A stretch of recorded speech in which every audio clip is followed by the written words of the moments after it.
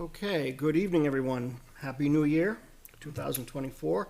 Welcome to the January 2nd, 2024 meeting of the Litchfield Planning Board. Would you all please stand for the Pledge of Allegiance? I pledge allegiance to the flag of the United States of America and to the republic for which it stands, one nation, under God, indivisible, with liberty and justice for all. Right, I will start with the roll call of members. Michael Curto, Chair. Kate Stevens, Vice Chair. Jared O'Connell, member. Kimberly Queenan, Selectman's Rep. Jeremy Robitaille, member. Okay, welcome. And we have with us this evening Jayman Kara from NRPC, our circuit rider. Welcome. And Joan McKibben, our planning board administrator. Before we begin this evening, public input on non-agenda items not listed on the agenda for this evening. Any members of the public have anything they want to comment on non-agenda items tonight? Okay. Hearing none, I will close public input on non-agenda items, and we'll go to in order of business this evening. The first item on the agenda for this evening is an interview for an applicant to the planning board. Rose Medina. Is Rose Medina here? Yes. All right, why don't you come forward? You can have a seat at the table and introduce yourself to the board. Rose Medina. And your address? 442 Charles Bancroft Highway. Okay. So we do have an application for a planning board applicant. You should have received that in your packets. So I guess I'll start off. What makes you what's your interest in planning? Just to help around. I think I could help you guys because I know a lot about businesses. I own 2 businesses. I'm in the trade, so I know a lot about code and construction and things here and there. And I think I could contribute a little bit to the town. Okay. And I wanted to say something too. I didn't get anything for today's interview, any email or nothing at all, or mail. I didn't even know it was happening today at all. Somebody called me. The only thing I have on my agenda is on the 16th, nothing for today. Okay. I think I did call you. I thought I Joan, talked to you. Okay. Everything I got on my email, I didn't get nothing on mail, but everything on my email, I checked the spam, I checked everything. It says the 16th. Was that for zoning? Mm-hmm. Says you're going Nothing for for the planning and planning. zoning. Nothing for today. When I talked to you about the check, I said January 2nd. But they didn't send me anything. Oh, no. Nothing was sent to me so I can know. Okay. So for zoning, something was sent to me, telling me the day and everything, but for the Right. planning, nothing. Okay. Well, I apologize. I didn't realize that you didn't get any notice, but No, we're here, but but you're here. So thank you for coming in. So does anybody have any questions for Mr. Medina this evening? You wrote here that you're a coach for yes. sports. Is that in town? No, so I was coaching in Manchester, and I also was coaching in Nashua for baseball, and I'm doing it this year. So I'm a head coach with somebody else. We just opened baseball. We registered to the town and everything. So we're gonna start at 4 In Litchfield. in Nashua. Oh, okay. Nashua, yeah. Great. And I mean, you know, our meetings are Mhm. the first and third Tuesdays. Yep. Would you also be able to attend, like, there's training and things throughout the year? Yes. A lot of them are virtual, so they're not too hard to pick up, but Yep, I'll be able to, no problem. do that too. Yep. And we do site walks usually on the weekends, if required. Yeah, I'm available. That's most of it. I try to take every weekend off. I'm getting old, so I gotta. I need some time. So yeah, I try to take every weekend, so I wouldn't have no post or anything. Okay. Can he do both planning and zoning? Can you be on both boards at the same time? I think might be a That's a good conflict. question. You can legally. You can legally, okay. All I right. think it's limited to one. The board can have one. Did you want to be on both? I want to do planning. You want to do planning? Yes. Okay. And that says your HVAC accredited by national and state? So what are the national organizations or state organizations?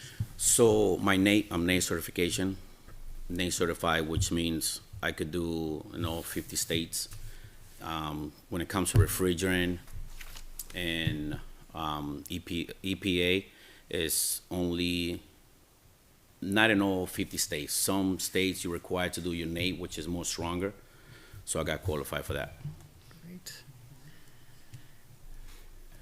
Good. And then what's a state organization, like New Hampshire, I'm Yep, assuming? New Hampshire. Yep.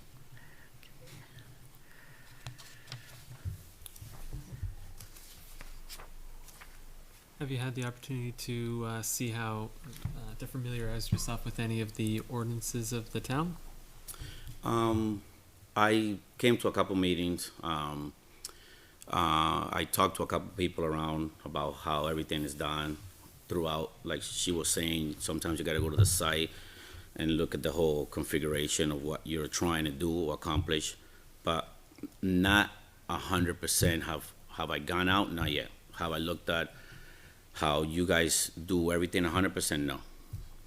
Yeah, so on the Litchfield, New Hampshire website, there's the town, like the town hall tab, and then there's the planning specific page, Mhm. and that has links to all of the things for ordinances, procedures, and like the I did read a lot of that, the ordinance and all that. Yes, I Nice. did. Yep. And then, of course, there's the planning.litchfieldnh.gov, which has everything for the agendas and stuff. Thank you. Very important information for every meeting. And another thing, you can actually watch the planning board meetings. They are recorded, so you can go to YouTube and you go to the town of Litchfield, and all of the recordings for all. Yeah, the I watched a meetings few are of those there. there. That's pretty. So that's a pretty pretty neat. handy tool Yeah, it is pretty neat. to learn about. It's like the what goes cheat on. code. Right, exactly. Okay.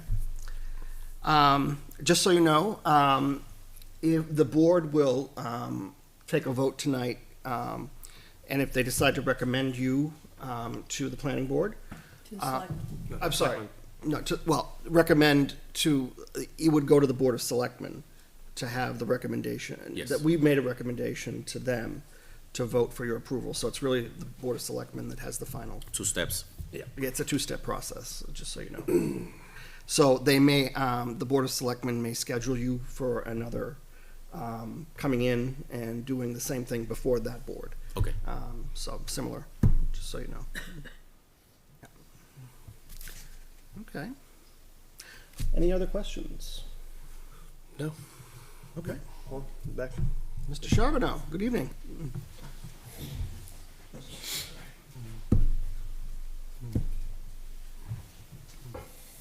Rick Charbonneau, 401 Charles Bancroft Highway. I've never done this in 49 years, and I don't know this gentleman, Mm-hmm. but I know that if somebody is going to be an official in this town, and that would be as if he was on the planning board or the zoning board, and he knows, obviously he's in business, so he understands business things, that when he got a cease and desist from this town, he ignored it. And I don't think anybody that ignores a cease and desist in this town should be on any board in this town. So from day one, Okay, so I guess, why don't you, can you respond to that? so from day one, we be having problems with him. Since day one, he's been coming to my property. Mr. Charbonneau? Yes, since day one. One time he stopped, because we've been trying to do the spooky world parking in my property. So one time he parked in the front and almost caused an accident. He's been trying to block me from not parking. So the town sent me something saying about parking. I came here and I talked to a couple people from it, and they told me to like come through the whole process of they telling me, because I got approved already, then I had to come through the planning board, another process, but they told me that I could park till everything goes through and they finally tell me whether it's a yes or a no. So maybe I can back up a second. So I think I recall you did come in, there was a cease and desist. Your case, my understanding, was before the zoning board of adjustment. You're appealing a decision, is that my Yes, understanding? yes. So after I got the letter, it was the last week of Spooky World. So we stopped, Yeah, and then we're going through the whole process now. okay. But from day one, I don't know if it's a race thing that he's trying to do to me, but it's kind of like it's only me that is doing it when there's two people that is happening to, a white person and a black person. But he's always trying to go somehow towards me,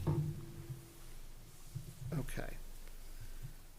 which is kind of like, this is why I want to do this, to have somebody that speaks two languages and other people could look at it as an, you know what I mean, the town is progressing and might have, I don't want to say it in a weird way, but might have somebody with the color it. Well, let me ask you this, sir. Yeah. Is the purpose of your interest in the planning board? Yes. Is that an interest that you have to be a planning board member? Yes. Okay. Has nothing to do with the gentleman, but he came up and he brought his concern. So So I want you guys to see what's going on. you So do guys- understand also that, because obviously you have a pending case before the zoning board, and that may come back to the planning board at some Yep, point. and I won't be able to vote for that. I know they'll put me You in. understand that there Yep, are they'll things put me in called 100%. conflicts. They'll put me in People another have conflicts room. of interest. Yes. Yep. They would have to recuse themselves if they had to, if it was necessary, so that. And I'm okay with that. This application was never there when I did my paperwork. Okay, But if it was there before I started anything, I would apply for this. okay, It's kind of difficult, okay, but right. Okay. Mr. Charbonneau, you want to respond? Look, I'm not racist. I don't care. I don't see color. He can tell me that I'm being racist. I'm not being racist. When I stopped on the side of the road, I took a picture and I sent it to Jeff because they were parking there and they had a cease and desist. But That's what I so did. why wouldn't you I go didn't next door and do the same Okay, thing? let Mr. Charbonneau. I didn't talk in front of you. I have never been on his property. I stopped on the side of the right-of-way, on the opposite side of the street. I've never walked on his property. I've never walked on the Bouchard's property. All I can tell you is they got a cease and desist, and they continue to operate. Jeff is here. You can ask him, okay? And I am not racist. I have many people of color that work for me, and I could care less if somebody's purple, pink, whatever they want to be, as long as they do a job. And I have never been anything different than that. May I speak, please? Yes, please. Ms. Queenie. This is a problem we've been having in town because a certain person, I remember the day you called, I was in the town hall. I went to the police. They said there's nothing stopping anybody from parking on your property. There's no ordinance to point to. That's why I started parking. And Jeff was there. So I don't understand what's happening. I think we need the zoning ordinance to come down on their finding.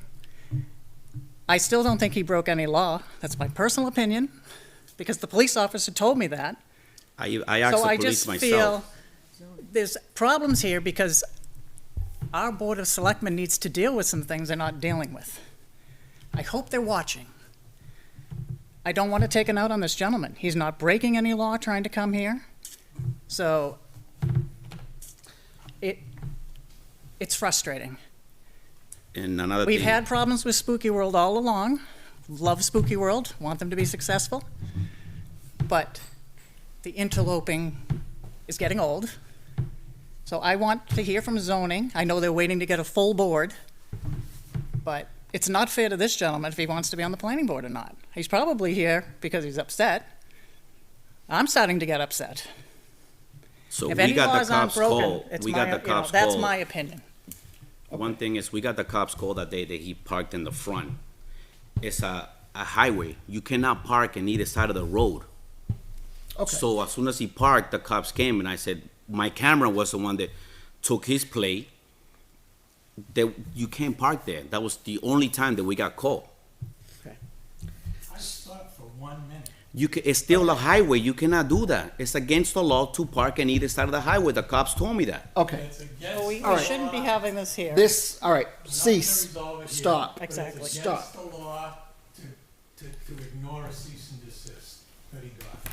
So I don't know. this is something, okay. So tonight we have an application before us for a planning board member. And that is what we're going to discuss. We're not going to discuss anything else except the planning board application. Thank you. And now I'm going to bring it to the board. Is there any other further questions of the board regarding the application? Can you read a site plan? Yes. Do you understand HVAC? Yes. I Do can you read understand any about plan you EPA, put in which front seems of to be me. coming up in town more and more with MS4? Okay. And I have my questions answered, Okay. Anybody else? my opinion.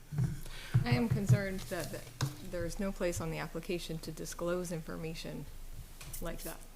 I didn't know about any cease and desist, and I'm not inclined to recommend someone that I don't know the background. I don't know what's going on here. If it was just a plan or a zoning board, standard zoning board application, sure, no issue, but now there's a cease and desist, and there's a lot more controversy, and I'm not inclined to recommend someone that we don't have all the background information on that I think is pertinent. Okay. So if we do decide to take a vote tonight, this would obviously go to the Board of Selectmen. Board of Selectmen will make the final decision. We can recommend to the Board of Selectmen to have the applicant put forward. Or if the board is not comfortable with the applicant's, what has been disclosed this evening, then you can vote not to approve it. I mean, that's the will of the board. So I guess it's up to you guys what you want to do. If someone wants to make a motion, we can make a motion to go forward. I can entertain a motion. May I ask another question? Yeah, absolutely. The cease and desist was served to you by who? A policeman?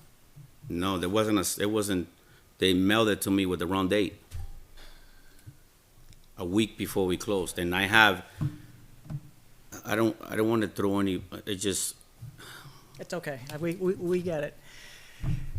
So you got a cease and desist, was it predated, post-dated? I have no idea. Was it the wrong date, you're saying? it was the wrong date, but I asked the police officer, he says I could park. Then Jeff sent me the letter and told me, hey, you're gonna receive the letter. And it was right before the end of the season, and his exact word was, we'll deal with it next year. How many days are we talking? That, again, I don't know what the letter is. I'm not a judge. We're not here for that. But can you elaborate on the cease and desist if people have questions here about that? I was trying to set up a timeline, but I don't think we can if it was dated. Was it dated in the past or the future? What was it dated? It was dated for like 3 months before, when I got the letter. So, And I got it on the mail, and then I got it on the email. so can we ask our, I hope the board is watching. Look, your regulations say Yes, but the letter was dated 3 months earlier and then you didn't get it? he got a cease and desist, Oh. okay? It's clear that he got a cease and desist. He said he got a cease. But what was the date on it? 3 months before? The day that I got it, that Jeff called me, it was a week before the end of the season, and I did not park as soon as I got it. And Jeff come up here and sit down, because he specifically called me, and he says, we'll deal with it next year. And I specifically told him I'm not parking no more, because the last week it rained and I did not park at all. As soon as I got that, it was a week before the end of the season, and I stopped parking right away. obviously, he has a pending action before the zoning board. Yep. You understand that. So there's an appeal before the zoning board. I really don't want to get in Right, I to don't any either. specifics. I think the zoning board of adjustment it's in their hands right now. When they decide to make a decision, they will make a decision at their next meeting, whenever that is. So I really don't want to get into the specifics of the case, given that there is a pending appeal. I was just trying to see if I we could understand. explain the cease and desist. And- Perfectly. Don't get into the specifics. But if he didn't receive it, he didn't know to cease and desist. I mean, Okay. okay, I would say, Why You just did don't he have end enough up at the information. zoning board to get a variance if he didn't get a cease and desist? I got that way before when the season started because Jeff was trying to help me, and Jeff told me to go through the process. You can ask him yourself, because Jeff came and says, "I'm going to help you," but I never got no cease and desist before that. And I agree, okay? So, you knew you had to go to the zoning board, you knew you had to get a variance. When you get a variance. We did not know we were gonna get a variance. We came here the first time, we got approved, and then a few weeks after that, we found out we had another meeting. And again, you can ask Jeff, because he was the one calling me after that, and he didn't even know, and he says, "You have to go through another process." And I said, "Okay," but nobody knew in town hall what I had to do. Not one person knew about it, because I kept asking everybody. And she's my witness there, because I came and I talked to her a few times, and nobody knew what was my next process. So then I called the police, and they said, "You can park." So I said, "Okay, I'm going to park then," because nobody knew what was supposed to happen. and I just happened to be at the town hall with the town administrator when this happened. And as soon as I got the So I letter, saw the officer again, come in, and I'm like, for oh, the okay. 10th time, as soon as I got the letter, it was a week before the end of the season, and I did not park. Okay. Okay, so, just one thing, okay? You got a variance, correct? You got a variance, you said you got a variance. I don't know. Okay? Now, we all know there's a 30-day appeal period, correct? Correct. We can't do nothing in the 30-day appeal period. You really at your own risk. Right? There was an appeal. That's why we're going to the zoning board, because there was an appeal. So that's clear. The appeal was in, you can check, you can look at the zoning board. Yes, the appeal was in, and again, I got the letter after the season was over about the appeal again. That's not true, okay? It's That's not true? 100% not Okay, true. all right, gentlemen, that's enough. Mr. I Charbonneau, agree. that's enough, enough, okay? We're here right now because we have an applicant to the planning board who submitted an application. That is what I'm focusing on right now. If the board decides that they want to allow this applicant to be on the planning board, they can do so. That is the will of the board. If the board doesn't feel comfortable doing that, they can express their opinion, or we can vote. And I think right now, we're going to do a vote, because I think we need to, unless there's any questions. Can we do a One- vote conditionally that, I don't know. We can do a vote conditionally, or? I don't know if he's found What? innocent or not of the zoning, I don't know. So, one question is, I think a situation like this can definitely lead to some personal biases. Do you think that if I have nothing against anybody. If they show me the plan and they tell me, "Can you see this?" and in every area he meets, I'm gonna give him a clearance. It has nothing to do, if I don't like you, but you come and you say, "This is what I wanna do in my house," and I look at everything, I'm not gonna decline you just because I don't like you. In life, your personal business, you gotta put it on the side. When it's for business, it's for business. I myself own 2 businesses, and when I go to a customer's house, I might not like the customer. I might not like the customer back in high school, but that doesn't matter. At the end of the day, it's a business. You gotta look at it as a business. If he meets all the criteria, I'm gonna give him the clearance no matter what. You always have to look at it the business way in helping the town. that's sort of what I'm thinking about right here, is that it's not a no, it's a, I need more information to understand this situation. Okay. I agree with Kate in this case, so. Okay. Does anybody want to make a motion or vote Do you like continue You applications? could table it. to Yeah. table Table this it. issue Next until we meeting. get more information? Do we know when zoning's gonna be able to look at this?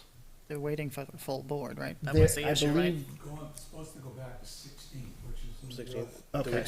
You guys were at the. You're at the fire station? Yeah. Okay. Did you get 5 members or 7 or whatever you needed? Wasn't that the condition? We're waiting for 5 members. You needed a full. They were, I don't know if they have a full, I have no idea, so. or are there 5 members? I on the don't know, zoning I'm board? not, No. so you still don't have a full board. They don't have to wait for 5. So you can't go in front of the zone, you can't have your appeal until they have a full board, right? Correct. All right. Mr. Blackwell? Yeah, but why don't you, yeah, certainly.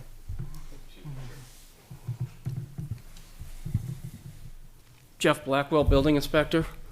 For what it might help here, the zoning has made a motion at the last meeting. They're going to discuss being able to have a typical meeting with requiring 3 members for a quorum. They will be voting on that at the 16th. However, one of the rules as they had, one of the bylaws, as they had read out at the last meeting, would be that they can, at their discretion, make a motion. If it passes, they can have a meeting and entertain these things with less than a 5-member board. I see. So that we're expecting, I am expecting, unless something else comes up, or we don't have the 4 members, or they vote otherwise, I would expect that the zoning board will make a decision on that motion. But I also believe that's a separate issue from Right. what you're here for, so. Absolutely. Thank you, Thank you for your clarification. Okay. that was helpful. So, would it sounds like the board would like to table this issue until, till after the hearing? Yeah. It What sounds is like the that? cease and desist is the question, because you're saying it's illegal, right? But I think that That's what zoning is gonna, zoning is I don't gonna. know what they're gonna talk about. I guess there's an issue with the zoning, they have to appeal it. There has to be a decision from the zoning board, so we're gonna wait for the appeal. So, But that has nothing to do with cease and desist order, it's just whether you can have people park there, right? well, I think they need to make zoning has to make a determination first before we can, I think it would be better if zoning made it. Oh, yeah, I agree, but they're not gonna talk about the cease and desist order. Well, it's gonna have to deal with the zoning issue. Yeah, that I agree with, Yeah. but I think we're questioning if he's violating cease and desist Two order. issues. There's 2 issues. One is, did he or did he not violate the cease and desist? Okay? The second one is there's an appeal of the zoning board's decision. 2 different things. That's what I'm saying, it's Right. 2 things, so, Yeah, no, I understand. but yeah. Mr. Chair, I'd like to make a motion to table this application to the February 6th planning board meeting. Okay. I Second the have motion. a motion by Ms. Stevens. Do I have a second? I'll second the motion. I have a second by Mr. Robitor. Any further discussion? So it's not a no, I just need to review some zoning meetings and things. Okay, so we're gonna table this. This is a motion to table? Yes, Okay. if you're able to make the February 6th. So any further discussion? All right, all those in favor of the motion, please signify by saying aye. Aye. Those opposed, abstained, motion passes 5-0-0. Okay, so we will table this to the February 6th meeting, Yep, as long as that's good with the applicant. and so you can come back and hope maybe at that time we'll have figured out what's happening with the zoning issue maybe, and you can come back and we can have a further discussion. So, okay? Thank you very much. All right. Thank you.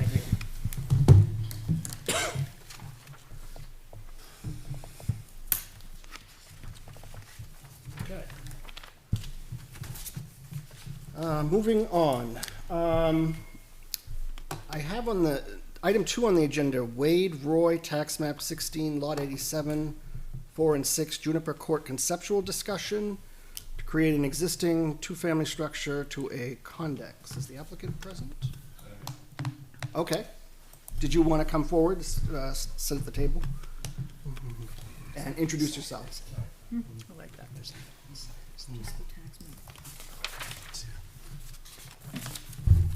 Wade Roy, And your address, sir? 4 Juniper Court. Okay. Actually, 4 and 6. All right. So this is a conceptual design, and under our site plan regulations, which is 130.1 preliminary conceptual consultation phase, it says that any applicant may request a pre-application conceptual review before the board. This request shall be made in writing, must be submitted at least 15 days prior to the conceptual consultation meeting of the board. Preliminary conceptual review phase shall be directed only at the review of the basic concepts of the proposal, requirements for final submission, procedures of the board, desirability of types of development, and the goals and recommendations of the master plan.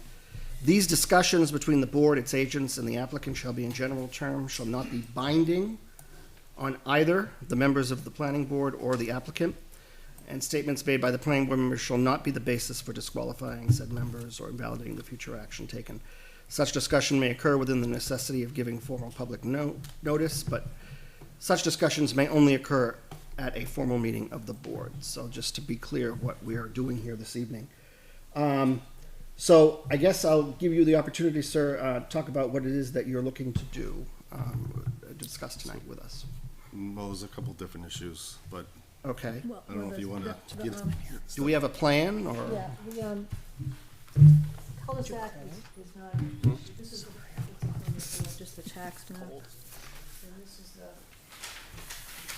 the huge subdivision, shows the 2.8 acres.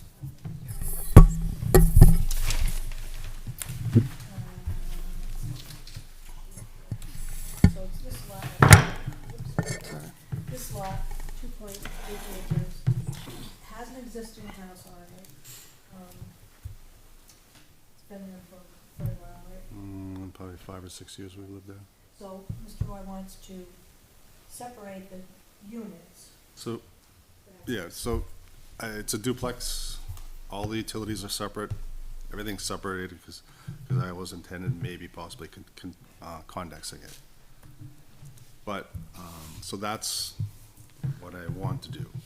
Okay. So that's one of the things, but the easement that the town has for the cul-de-sac that's in my deed is a temporary, and so that's one of the issues I brought up with Joan, is that road was supposed to continue, so my property line goes, it's like I own, The cul-de-sac's cul-de-sac. actually on his property. it's not an easement, it's, an easement is something that I can utilize, Right. and you guys have the right of way to come on. And so I just don't want this to be a problem, that I go through the steps of condensing it, and then I go to sell it, they do a title search, and this comes up. So I just wanted to get this resolved before I move forward. So I guess I'm trying to figure out what is it that he's looking to do, So if I could jump in, I think it's two things that you're asking Well, for. You, I want to get your blessing to condex it, but okay. I feel that we need to get the cul-de-sac straightened out before we can move forward. Because I have to get a survey done and get a lawyer involved to do the language of of splitting everything up. So if that property changes, then that changes all the language, and so that's what I just So want. there's a paper street that would have continued on to what is now the lacrosse fields. So when it was built, the cul-de-sac is on his property, is actually now a dedicated right-of-way on his property. Because the temporary cul-de-sac, from what I make sense of it, is the road was gonna continue, so they needed the temporary cul-de-sac for emergency vehicles to make their turns, to come down and whatnot.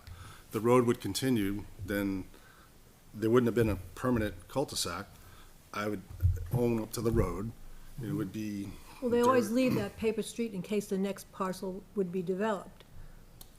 But what I'm saying is, if the road would have continued, there wouldn't have been a paved cul-de-sac on my The property. need for it would have gone away. It would have been, right, Right, it would have but just been it a wasn't the same a property. dirt turnaround. Yeah. And then I would be able to utilize that property. I mean, as it is, I'm getting taxed for that property that I cannot use, which is not a big deal, but I just want this, kind of legally straightened out, and I just don't want any complications if I go through the steps of condexing this, and then it comes up in a title search or whatever. So when you say straightened out, what do you mean? Yeah, I guess It's, I mean, right now, it's a dedicated street.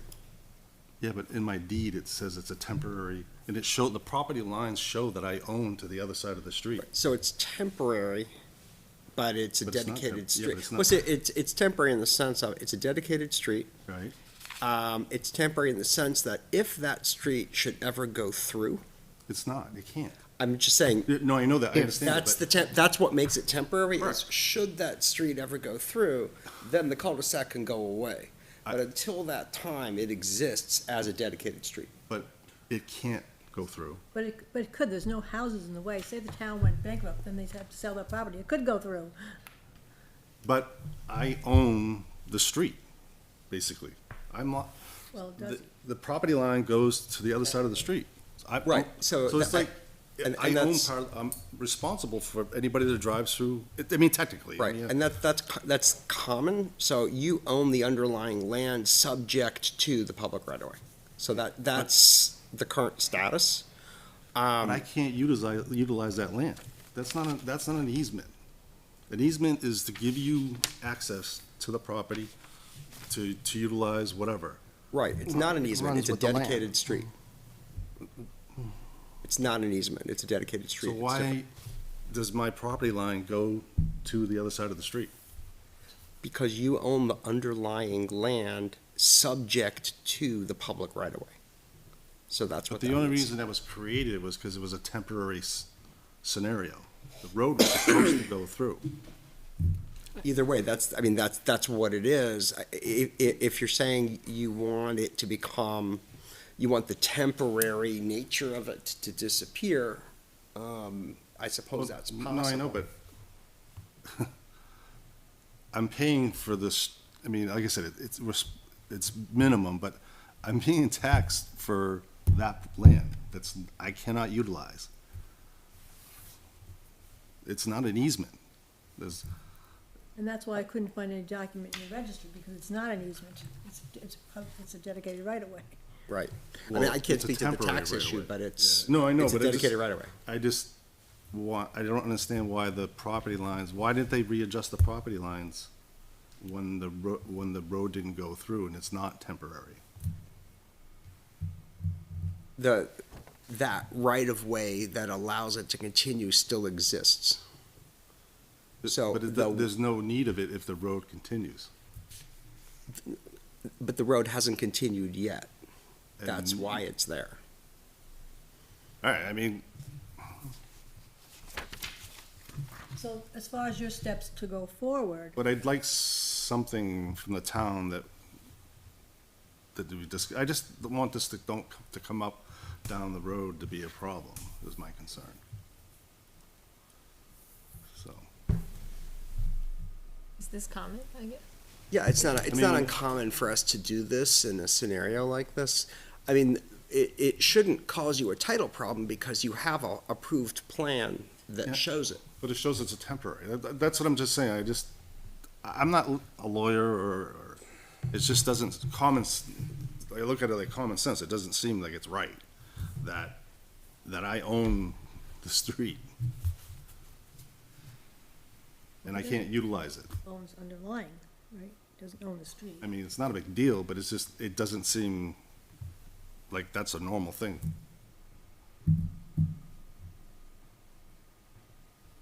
well, And, Why it's done like that? Yes, tell us why. It's done like that so that if the road goes through, the town, you don't have to go back to town meeting to get that piece of land given back to the homeowner. So it's in there as a temporary easement till if the road goes through, If you don't, you have to go back at town meeting to have that land given back to the homeowners, or to the property owner. The other side of that too is that what's there now may not be there tomorrow. So. And I don't have a there's problem always with a it, higher- but there may be a why higher do radius. I own land that I can't Yeah, utilize? It's very common. You bought it that way. Yeah, no, but I didn't realize it when it, Yeah. yeah. Yeah, You bought it that way. very common. But that's why it's done like that.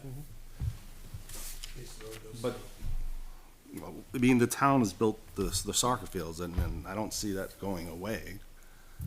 So, I mean, it's not a big deal. I just want to make sure that it's not going to be an issue for me down the road as far as, So if you go I mean, get the condo docs that are going to apply to the plan that you're going to create, you're not actually subdividing that piece of property, you're just putting who owns what. yeah, I mean, So, everything's established, everything's been inspected, everything's separate, so I'm not changing anything, I'm not impacting anybody. It's just a matter of just getting a lawyer to draw up So simultaneously, you could do the condo docs with a lawyer and get the plan to show Correct. where, Right. who owns what. Right. Right. Yeah. I'm Do you looking have a at, shared driveway or separate driveways? It's just one driveway, One and driveway. then they split to each unit. That I'm was, looking per at the, other- Yeah, the that town, shouldn't yeah. be a big problem. I'm looking at other properties just in town that, on cul-de-sacs, and it is pretty common, it looks like it's uncommon that one lot owns so much of the cul-de-sac, but I am seeing a lot of lot lines that go through the cul-de-sac, road, and it'll be like the 4 houses end up actually owning like a corner of the cul-de-sac each house, so I could see a little bit, but I mean, I it own is more than. pretty yeah. much 3/4 of the cul-de-sac. Your property is a big chunk of that area, so That's- it's And just the because you put a circumstance. duplex, you needed the extra area, you needed Yeah, to no, make it half. yeah, that's So fine. that's I why you have a mean- bigger frontage and everything. And then you sent me the tax card. I didn't really quite understand exactly. You said that it was being charged at different rates, but I couldn't, Right. is it an acre that they were? Well, you can talk to We can talk Karen about and that afterwards, assessing, yes. right, about that. Like I said, I just didn't want it to be, I just wanted to make, I should say, I wanted to make sure it was not gonna be an issue, I guess. Before I went through all the expense of hiring a lawyer and doing all this, and then, so. Yeah, we'd much rather you solve it for free here than go to lawyer. That's, If you go to a land use lawyer, they should be able to tell you right up front if there's a problem or not. I've seen that. and I may do that, for my own peace of mind. Well, that same lawyer should be able to do condo docs as well, what I'm saying. You don't have to go to 2 different lawyers. Yeah, do the setbacks apply to the? I'm assuming the setbacks apply to the temporary. Correct, yeah, all, So, yes, yes. as It long- was treated as the road was there. Yeah, and- if and all. if things change, you'll get more land. Correct. That's not Yeah. going to cause any problems. It's not like you're going to lose Yeah, anything. no, and like I said, but it was just kind of odd when I noticed that the lot lines went to the other side of the road. Because I hadn't really looked at it before until, I started the process of wanting to do this. So, So is that helpful? it is, but, so I guess what do I need as far as like, You need condo docs that would reference the plan that you're going to create. You're not actually going to subdivide the piece, but you're going to tell who owns what, Right, right? because you're gonna, if I understand it right, you're gonna have limited common area and common area? yes, yeah. So you're just gonna wanna have a plan drawn up that shows what you intend Yeah, and And have a place for the planning board to sign so you can record it. okay, And then have your condo docs drafted so that they'll reference that plan. okay. And it'll be clear, what's limited, what's common.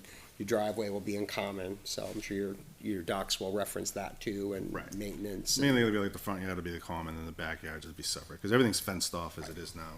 And just remember that, when I gave you the company's, the file on their file, they should be able to help you, because you have to have a stamped plan to record it, the surveyor stamp on it. Yeah. to record Did he call you by chance? it. No. You can use anybody you want, but Yeah, right. obviously. Well, I Okay. mean, they've already got all this stuff in the system, and they actually did the certified foundation plan for me Exactly. anyway.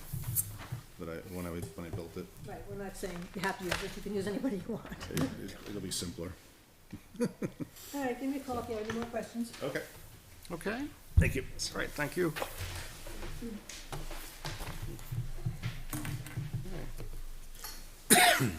Item number 3, Corning Farm at Rivers Edge LLC, tax map 22, lot 14, 540 Charles Bancroft Highway. Conceptual discussion for relocation of 2 units on the site and discussion of the sidewalk.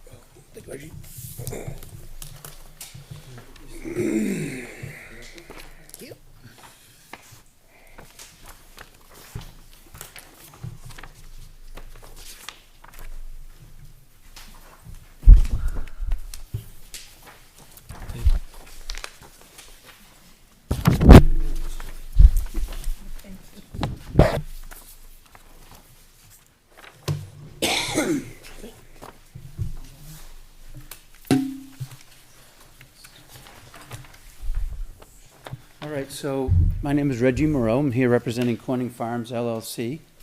I'm also the developer. What we're here for tonight is, as you know, there's been some discussion as to the older home on the site. We've looked at the viability of trying to, for lack of a better term, resurrect it, and have determined that that's not something that is going to be possible.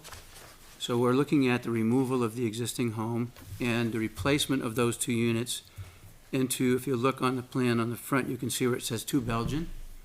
That's where we're looking at replacing those particular units. They're very similar in design to the other units that you see there, so they'll blend in well.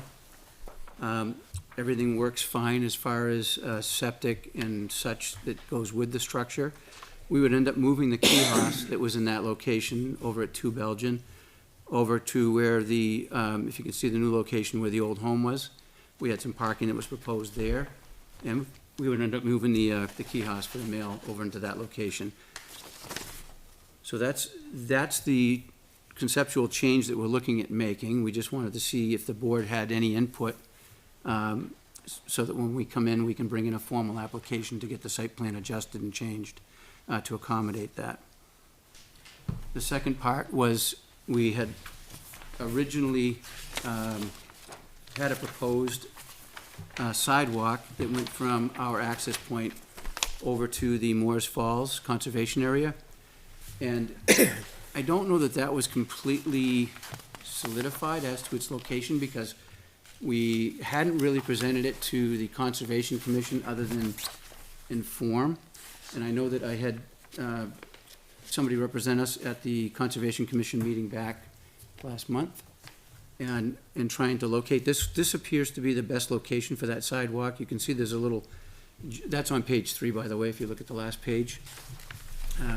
You can see the jog in the sidewalk going over to Morris Falls. That's to avoid, there's a stanchion for the power lines that's there, so we're trying to get around that.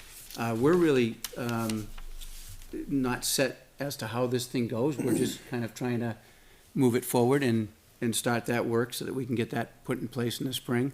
We'd like to do some of that work this winter when the ground's hard, so we disturb a very small area of it and just be able to get the gravels down so that it's ready to go in the spring for paving and cleanup. But those are the 2 items that we're here for tonight. And again, this is just a preliminary kind of meeting, and we'll be back to see you if, after we kind of get your feedback tonight with a formalized plan. Okay. Anybody have any questions for the applicant?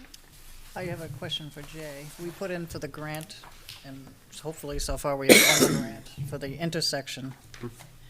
There was gonna be 2 turning lanes there, right, on 3A?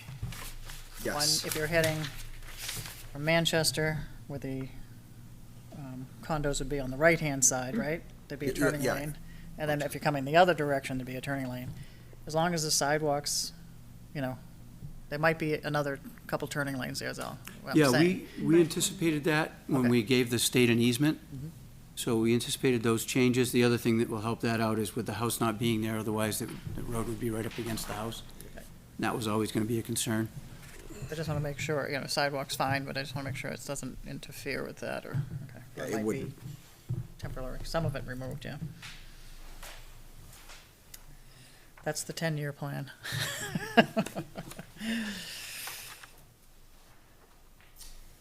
So the proposed sidewalk, I can see, goes from the big driveway on page 3 all the way up to the Morris Falls area. How did we actually leave that? I don't remember. Well, I thought that is how we conservation, left it. conservation meets on Thursday, and the chairman had 3 different scenarios, so definitely bring this up on Thursday. Oh, okay. But did we have some sidewalk? I thought we had some. Do you remember, Kate? Didn't we have some Up kind to of the a sidewalk property here? line. Up to, yeah, it was, yeah, across Morris Falls, and I believe we had just said it, as long as it was approved by Conservation Okay. and the Board of Selectmen. It was contingent on those. I think you gotta, I think you gotta look at that as far as paving on the conservation, because remember when I wanted to pave the parking lot? It states that I couldn't pave the parking lot because there can't be any pavement on that piece of property. They would only let me pave the entrance. So I believe that the sidewalk has to be within the right of way, the highway right of way. That top piece has a fishing game easement on it, we'll have to check on that. What about, even like cinders would be non-pervious? I have to check. The ordinance calls for it to be paved, so I don't Yeah, okay. know, I just know that if I was gonna pave the parking lot in the entrance, Good point. they said I can only pave the So, Oh, go ahead, Kate. what changed about the house that, Yeah, I guess that was that we mine. can't? Well, we never were able to really get into it prior to the planning board meetings at the original, and we anticipated that there were gonna be some things that were gonna come into play. But when we got in there, basically the whole rear half of the house has all been taken out and put in with more, if you wanna call it modern things, but done incorrectly.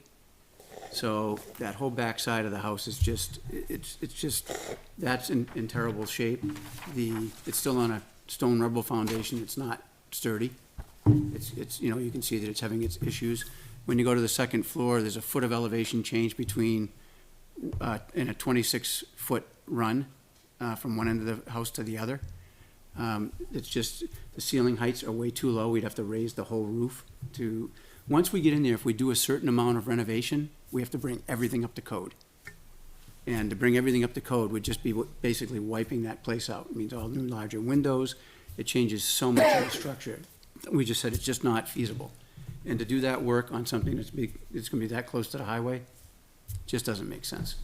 So we decided that it wasn't something that we wanted to do. I don't wanna own anything with lead in it, it's full of lead paint. We removed all the asbestos, but there's lead paint everywhere, everything's, the floor finishes, all the trim in the house, what's left of casings around some of the windows is still all lead paint, and I can't put anybody in there that has children, and it's just gonna cause all kind of other issues, so I don't even wanna go down that road. I don't wanna put my family at risk for somebody getting, you know, lead poisoning or sickness. And is it structurally sound? No, it's in pretty rough shape. If you go in there, the work that was done was not done according to code. There's a lot of hangers that were put in that aren't, they're just, for lack of a better term, they're homemade. They weren't even something that was bought that meets, you know, today's standards. And like I said, if you go in and you take a look, it's not in great shape. Well, I understand if it's not up to code, but it's not, but it's still, I thought I read in the demolition permit that it's structurally sound. I don't know who said It's- that. It's standing, Yeah. but there's a lot of things that have been done to it. I don't think it's been looked at by anybody that's a certified engineer, but I can tell you when you go in there and you start looking at those supports that are holding that second floor up, they're all sagging terribly. So we've looked at, you know, trying to go in there, but that's all your old material.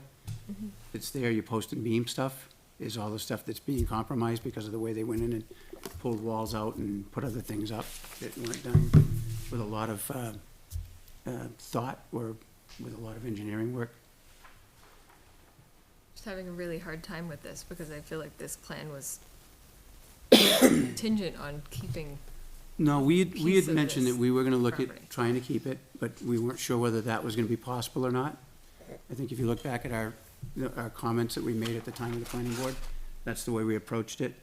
Like I said, we really didn't have access into the home, to do a lot of the work that we needed to, but since then, we've been in, and it's not something we're willing to tackle. It's in too rough shape. And to pick it up and move it, to try to get it out of the way and try to do something with it even after that, I mean, if somebody wants it, they're welcome to take it. I'll donate it to whoever wants it, just take the thing. But it's in rough shape. About the only thing that's in reasonable shape is the center chimney fireplace, but that's sitting up in the air almost 6 feet on wood pilings. It's not even down to the ground. It's on cribbing.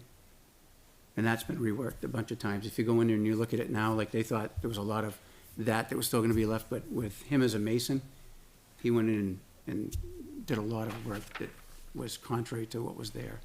It didn't really, he wanted something modernized and pulled a lot of the good stuff out. Why weren't you able to get to the house before the planning board approval? They were, the place was full. I mean, you know, from them living in it, they were still there. And I got my approvals while they were still living there. They didn't move out until probably 8 months after we got our approvals. Most of the public that I'm hearing from is saying, I think they're owed an answer, because they were under the same, conclusion we were.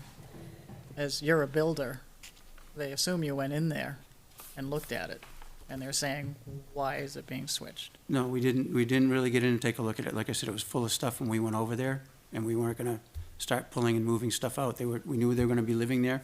That was one of the deals that we had with them, because they had to relocate. So we didn't disturb them, we let them stay, and we just assumed that it was gonna be in better shape than it was. So, Trying and to we have didn't know you anything about answer the to ceiling public. heights or anything like that. So when they were out, could you go back in? When did they leave?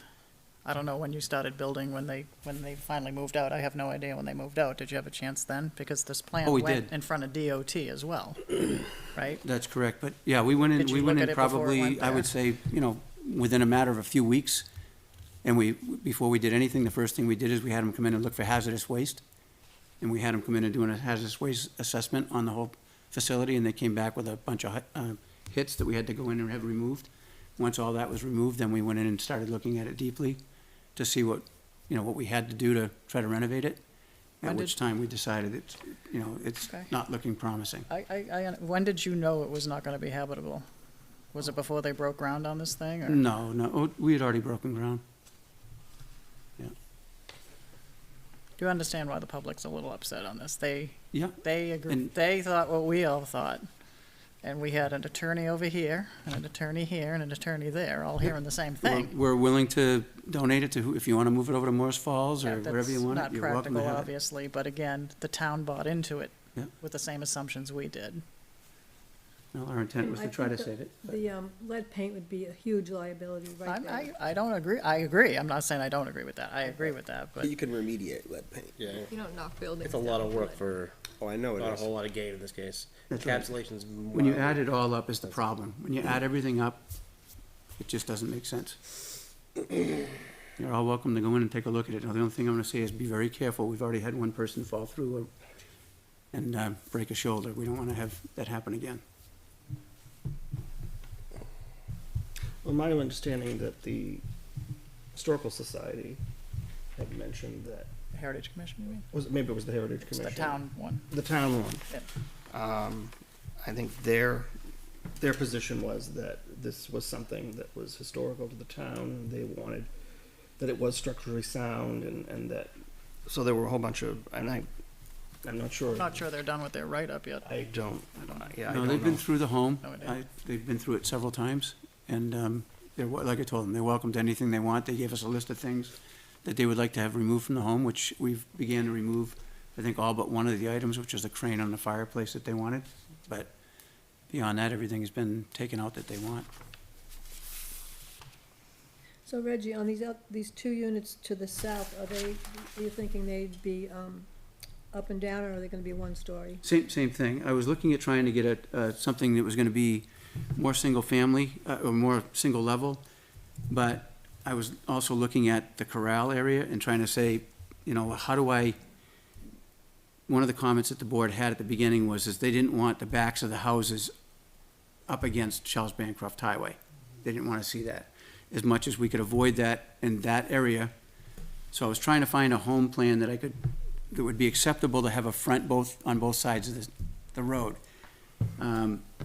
Spent probably 2.5 months trying to come up with something that would work. Nothing that I could consider would be decent, that I would want to see as I drive home every day from work. So my decision was that if there was a spot to move it on site, out of that corral area, that would be ideal. One of the things we were looking at is if we were to do something, we were trying to look at the old barn that we had there and say, can we do something like that as a building that's gonna be more as a common area for the people that live there, because that would look good on all sides. And so we were looking at trying to take the old design of the barn, recreating that in that open area and not occupying it with residential, with the actual residents. It would do two things. It would give them a place to gather. It would also give a place for like a mail house. And it would bring back some of that image that we had of that style of barn. That's one of the things we're looking at and trying to design out right now. It's a good spot for it. We've got plenty of room there. We could push it out of the way. And it would be a focal point when you're driving in instead of, something that wouldn't really fit. So that's one of the things we're looking at, but we just haven't finalized that particular design yet. But that's one of the things we were looking at trying to bring in front of the board to say, hey, here's one of the ways that we can bring back that, the old Character. Aesthetic, Yeah. yeah. So I'm confused on some of the older drawings. Are these townhomes, are these homes, are these condos, are these rentals? So they're all townhomes and they're all rentals. I'm gonna be honest, I will speak for me. I thought when you first came in here, there were gonna be 6 or 7 that you rented, and these were gonna be more affordable types of homes for people. We had shared that we were gonna do some rentals and some I was under the some for sale. impression 6 or 7 or No, a few. no, if you look Does anybody back- else have anything they want to say? Yeah, if you look back at the record, you'll see we said we weren't sure which way we were gonna be doing it. But our hopes were if we did them as condominiums, which now you cannot get financing for. Both of the banks that we utilize basically told me we're not funding any condominiums right now. So we Why? will fund rentals. They think it's a big There's such risk. a housing shortage. You're Think it's a- in the mortgage business, right? Think it's a big risk. Condos, especially new condos, are more of a risk though, because there's no established budgets. Values are, let's say, higher than normal for a anything. condo. So there's lots of risk with the market the way it's They going told right me point blank, don't come in here with a condo project, we won't even look at it. I'm just saying what I remember. They were supposed to be more affordable homes, and now I'm hearing condo. So, and I like you personally, I really do. I'm not- yeah, But I sit I'm here not taking- saying, you're keeping a house, you're not keeping a house, they're gonna be more affordable homes now, they're not. You can see why I'm kind of not great about it, and I'm hearing it from the public too, and I'm like, I can ask. I mean, like I said, if somebody wants that building, they're welcome to it. Yeah. We're in no rush to take it down, at this point. But, so if the town needs time or whatever, we've got that. But the bottom line is it just doesn't work for what its intended purpose is. Do you have to go back to DOT as well? Because wasn't that submitted to, no? You They want can to do go that? back to DOT on Okay. that. Their issue was their right-of-way easement. And you can see it goes right up against the side of the house. Yep, I remember you Gonna gave be it to an us, issue. and that was nice. Yeah. I remember Well, that. it was one of those things that how are you gonna do that if you need to do it, kind of thing.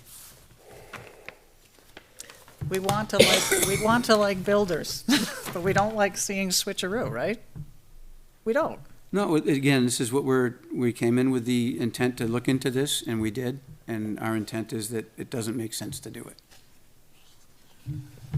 And that was my understanding too. So if all of these are gonna be rentals, because that's not what my understanding was originally, Just said what I thought, I don't know what you think. I assume you would have to amend the site plan. We've already had that looked into by the attorneys. The attorneys have sent over a letter for review with the town. There is nothing, it's only as a note on a plan. There's nothing else that's recorded, no documents to go along with it. They said there's nothing that we need to do. If the town wants, we've got a document that will record that basically says this is not a condominium, but it's not a condominium because the documents never went in place. It was never a declaration, so therefore there were never condominiums. It requires a declaration in order for that to occur. But the demolition of the house would require an amended site plan, as would, of course, relocating those units. Correct.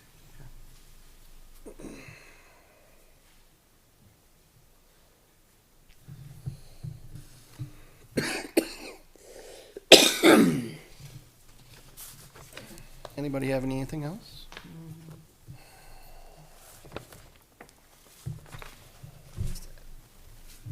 I don't see any, I haven't heard enough reason to amend the site plan.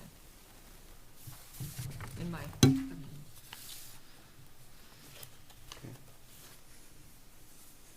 Well, this is a conceptual, so it's not No, it's not. binding, or Yeah. anything, but we understand.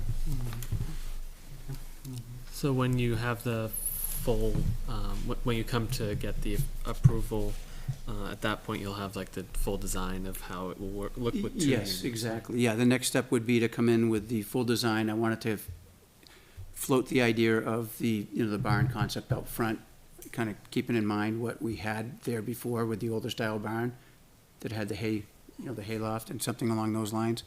It would, like I said, it would do two things for us. It would do a place for mail and package delivery, which we really don't have now, and package delivery is becoming more and more of a concern as to the security of that. So it would allow us to do that. It would also allow a place for meetings, an office, if need be, something along those lines in there.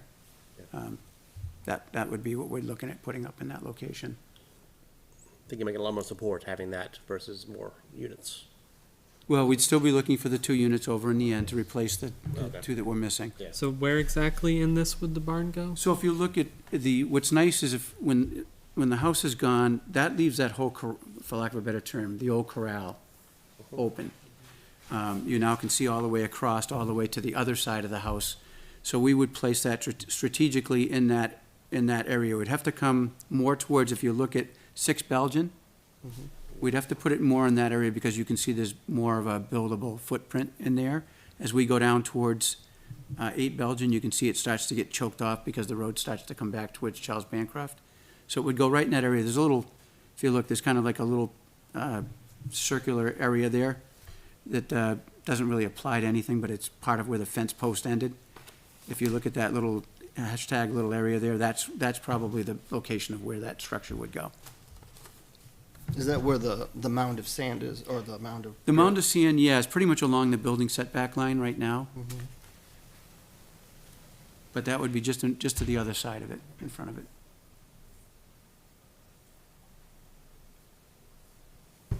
So the only thing I'm trying to remember here, you wanted more bigger buildings on 3A and less on Temple, and we had you flip it, right? So you went more down Temple Street, right? Do you guys remember that, or am I imagining that? Weren't there more houses on 3A, and we said it'd be better if you Yeah, we flipped did. I them think we down had one Temple Street time, more? I think we came had them on back. both sides of the road. You came back with this drawing, Yes, I think we had some in the corral area initially, and then we ended up moving those down right? down You're the. adding 2 more back on Charles Bancroft is all I'm saying, not Yeah, we're making keeping any them. judgment today, but I'm just saying that was the reasoning, was to make it go down the side of the street. So, I'm just trying to remember Yeah, it was to keep the backs A of the while back. houses off of Charles Bancroft. I like their back, I like their far back. Yeah, and that's why we went to this concept, or this plan.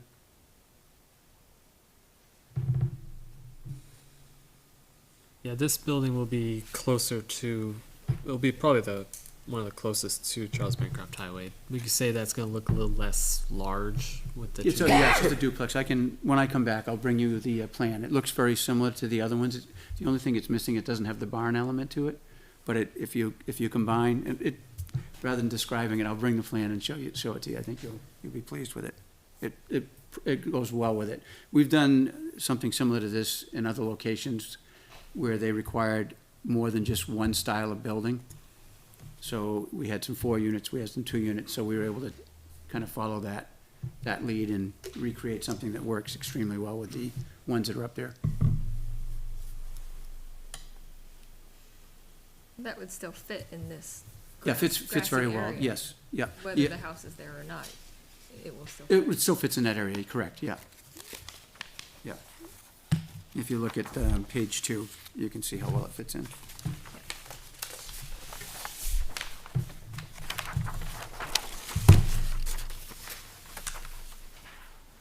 That is right up against the easement. That's Yeah. good. Literally, right up against.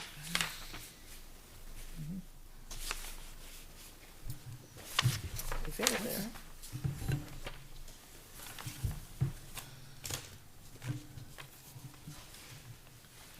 have an issue with adding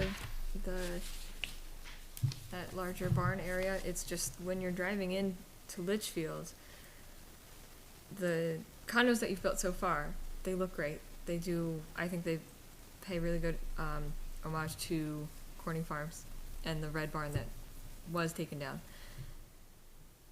But the focal point is still that historic house right now.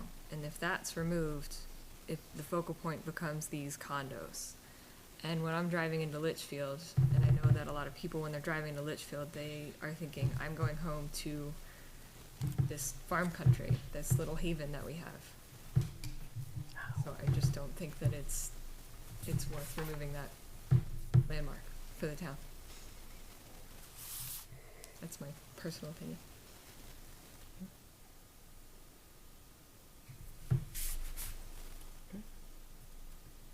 Anything else? Has anybody in the board been in the house at all? I'm sorry? Has anybody in the board been into that house at all? I don't believe so, no. I want to see the chimney. Yeah, it'd be interesting for you, if you want to. The old barn, I Building think. houses of that, We went into- The Yeah. barn. that have been That split was a long into time, that was a while 10 ago. different apartments, and you'd be amazed what people can do with those old houses. Yeah, it's gonna need some work. I personally won't have anything to do with it as far as a rental is concerned, with all the other potential issues that are in there. It's just something it's too risky. Jay, any comments?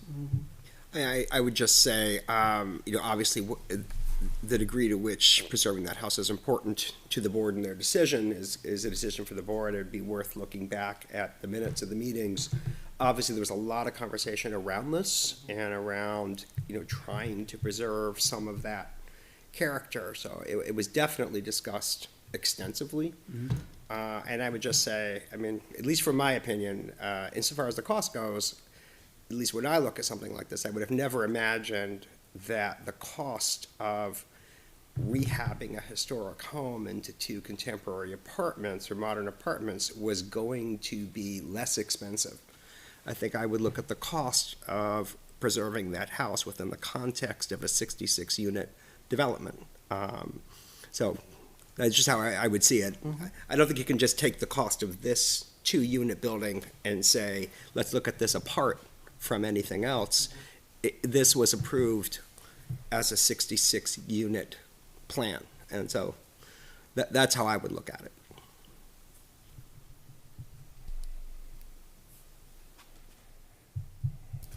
All right. Anything else?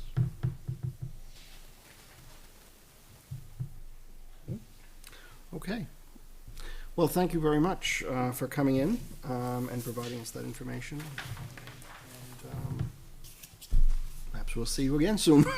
Sure. We'll be back in to talk to you soon. Okay. But in the meantime, if anybody wants to go out and visually look at the house, you're more than welcome to. I'd be more than happy to arrange for that if you need to. Thank you very much. Thank you. Appreciate it.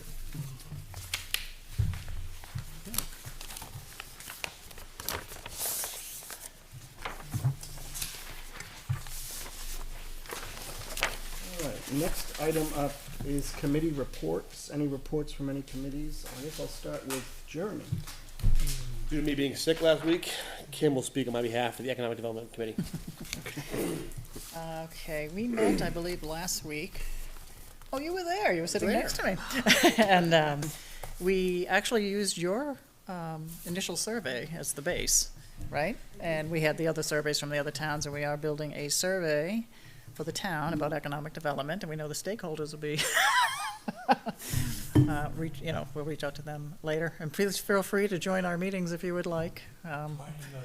Oh, okay, well, there we go. That's a sad commentary. Yeah, so anyway, economic development, we still have the plan of the, businesses at both ends of town at the moment. So we're gonna send out a survey to the town to just get another gauge of what they're thinking. The next one is gonna be the 31st, 6:30 here. January, yes. Yep. They're conceptual right now, but if you wanna have some input on that, feel And we free. knew there'd be 2 or 3 surveys, just what is the town looking for, high level, before we start talking strategy. Yeah. Well, thank you. So so that's your report, right? Yep. Thank you. Thank you. You want to do that? Oh, me, okay. my report? Oh, here we go. Let's see, Board of Selectmen, typical zoning ordinances, which we're waiting for here, which I would like to talk to under other business. Apparently, there wasn't a meeting last week, so I want to go over that. And budget's the usual. We meet next Monday, January 8th, 6:30 PM here at the Town Hall.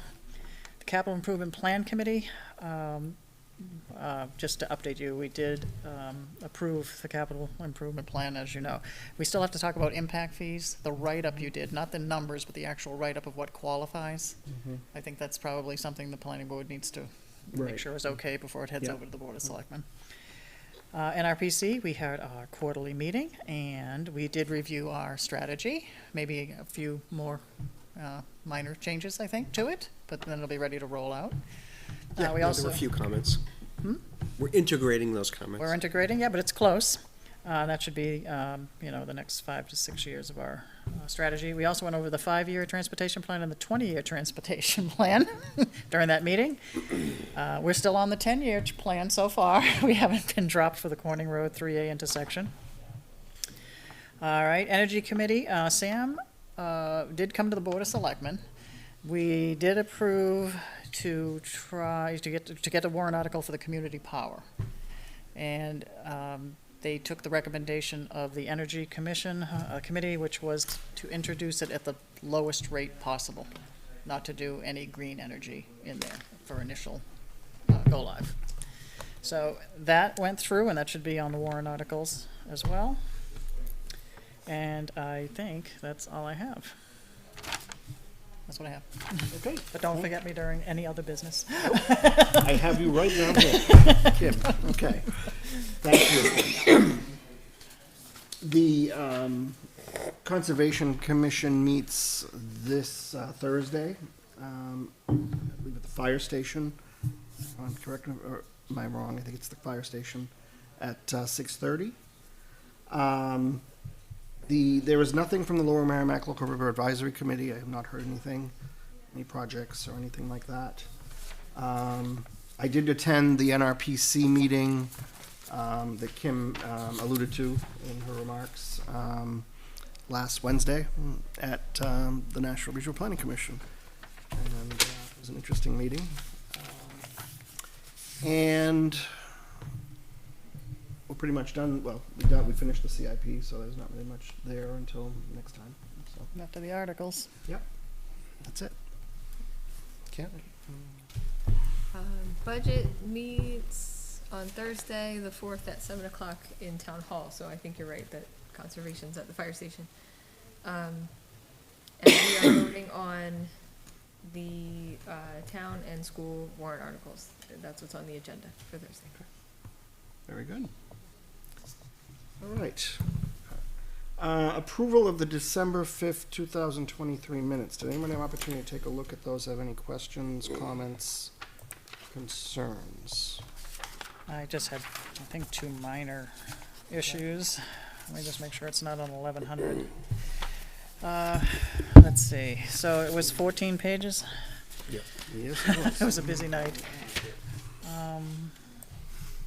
I'll do the easy ones. On page 13, under committee reports, when you get to myself for the Capital Improvement Plan Committee, your first sentence says that I stated that the select board approved the plan. Can you just add CIP to that the board approved the CIP plan? Okay, do you see that on page 13? Yes. 2B. Okay. And I would also say the same, I won't speak for Jeremy, but I will, if you correct me if I'm wrong, for 3, for Jeremy, Economic Development Committee said, the meeting was the 28th at the community room. They are working towards creating a survey. Can we just say a town economic survey? Okay. Just say survey. Yeah. Let's see, I think I had, you were good on that one. Page 12. Right halfway through, when you get to motion, we see the motion in the middle. Go up 3 sentences where it has my name, asked if there was any more recent flood insurance study for the Hillsborough, New Hampshire than the September 2009. See how I have that comment there? Yes. Can we add a sentence saying, the board said to add it to Jay's question list. Okay. So the board said to add it to Jay's question list, which I did do, which will be our minutes when we get there. Very good. Anything else?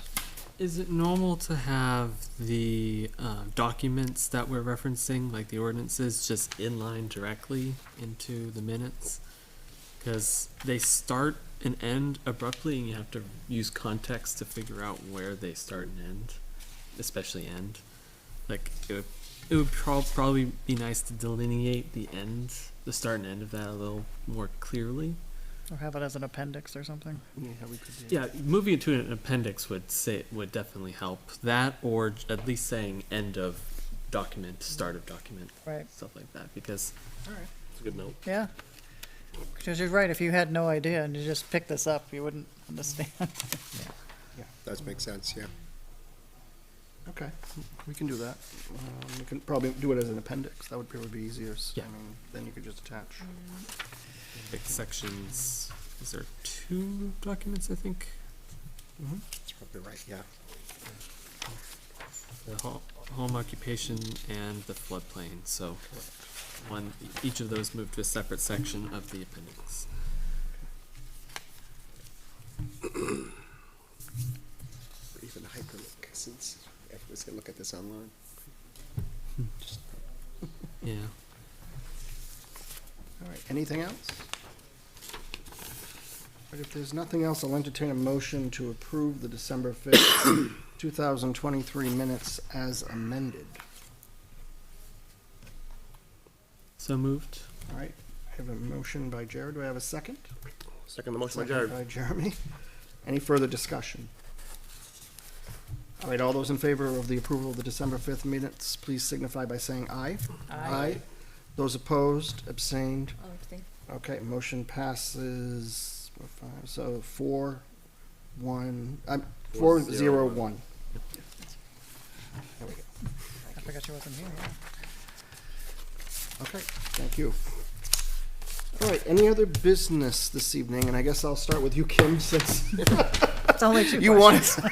it. Didn't forget. Very simple, but I mailed it to the group and it's been a while, but with these zoning ordinances in here, the 14 pages, 2 of them. One was the floodplain conservation district, 1100-01. It seemed to be FEMA was always mentioned with May 2009 or something, and I didn't know if there was a later FEMA. I don't think so, but I will double check. That was really it. And then I said, I might have answered my own question saying, Federal Emergency Management, FEMA, dated 2009 or amended, or associated to flood insurance rate maps dated, it was again 2009. I was just questioning if I'll double those were, check. it's been a while. I know they've been working on them, but I think the release has been delayed. You think there was more? I think, they know they've been working on updating them, but I don't know that they've been, Okay. that they're official yet, but I'll double check. So that we need to just know that answer before it goes to, Yep. I guess, is this warrant article at this point? The other one was 504-03, home occupation.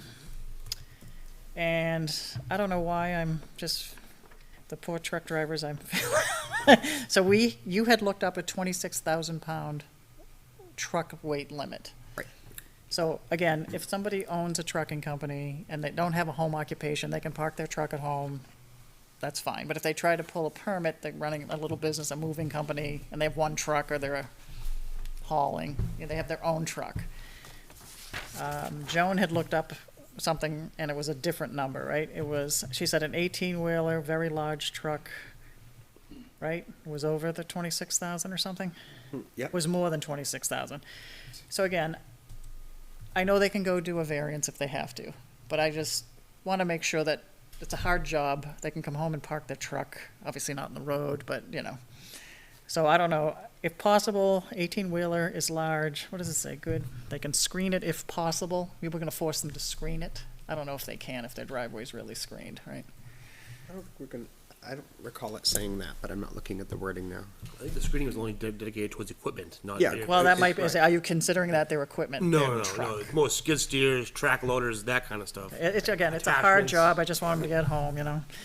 And I do see a few people park their big truck at their house. So again, if they don't pull a home occupancy permit, they're fine, but if they do, I just wanna make sure they're okay. So did we do 26,000 pounds, or what did we do? Like at 26,000 pounds, I think is referencing like anything over that you need a commercial driver's license. Was that what you were looking up? It- Because it's you a- came up with It's a 26,000. Yeah. So you need a commercial to have, 26,000 pounds, you need a commercial driver's license. Right. It's a it's how DOT classifies vehicles, so that's a cutoff. so she said with just the cab and an empty truck, it was 26,000. Qualified. Okay. So is this, I just wanna know if 26,000 pounds is enough. Because the truck, 26,000 pounds is gonna be a small truck that you don't need. So if it's a truck, if it's a tractor trailer, it doesn't qualify. The truck by itself doesn't qualify because it's registered for 80,000 pounds. And that's what you would look at is their registration. So that you're saying if they have the truck, the cab, or whatever they call it, and the big, If they Big don't thing have, if they don't have the trailer, yeah, they have the truck and not the trailer, they do not qualify because it's registered for 80,000 pounds, not 26. Just because the truck, it's not the weight of the truck, it's the registration. so are we still okay, they can have a home occupancy then? Because you limited it to 26,000, but this No. is a commercial. Not with the 20. So if you're, if you're driving a truck. And you have an come empty home truck and you're park coming it, home and for you the don't have a night. home occupation, Yeah. that's over here. That doesn't come under the home occupation ordinance. Yeah. But it does, the way it's written now, you can't have vehicles associated with your home business that are greater than, that weigh more than 26,000 So I'm just pounds. saying if you have a cab and an empty truck attached, empty thing attached, a trailer, is that over 26,000 pounds? Yes. Because So are we stopping that from happening? because we if say you're 26. using that in conjunction with your business that you're operating out of your home, then the way it's written now. So that's a that would- problem. That would, right, the concept was to limit it to smaller vehicles, like no bigger than a pickup truck or a Right. box truck. That was the concept. Something that would be within the realm of what you would see frequently in a residential neighborhood. That's the choice, obviously, for the board, but that Right, is so what I'm that thinking is. you're a one-person, mom and pop, I hate to say it, right? You only have one truck, you're trying to run a business, you run a load, you come home, kind of thing.